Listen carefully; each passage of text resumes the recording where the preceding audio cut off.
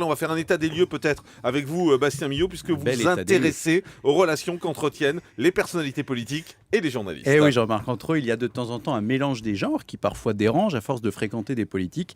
Les journalistes connaissent certes leurs travers, mais aussi plus rarement leurs traversins.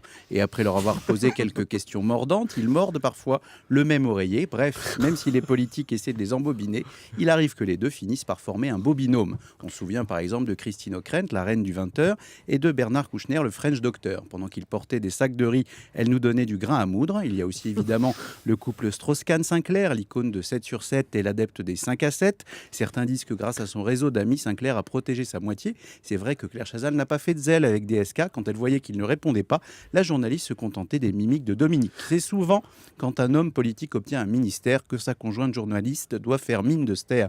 Et c'est assez injuste. En 2007, par exemple, Béatrice Schoenberg avait dû quitter le JT de France 2 car de mauvaise langue la disait du même bord et la mettait dans le même lot que son mari Borloo. On n'a pas appris quelle a été sa réaction lorsque son époux a renoncé à se présenter pour la suite de sa carrière télé. Pas sûr que le voir laisser tomber Béatrice Schoenberg. Alors, en ce moment, Bastien, cette question est justement au centre du belle, débat. celle-là. C'est vrai. Magnifique. Tout le monde connaît désormais la relation qui unit Audrey Pulvar et Arnaud Montebourg, et du coup, les politiques, parfois mal inspirés, disent qu'Audrey a tendance à pulvariser ceux qui attaquent son homme. S'il fallait interdire aux chroniqueurs toute relation avec des personnalités, autant rebaptiser carrément l'émission de Ruquier « On n'a pas couché ». Certains ont tendance à se monter la tête sur ce sujet. C'est ce qu'on appelle un monde bourrichon.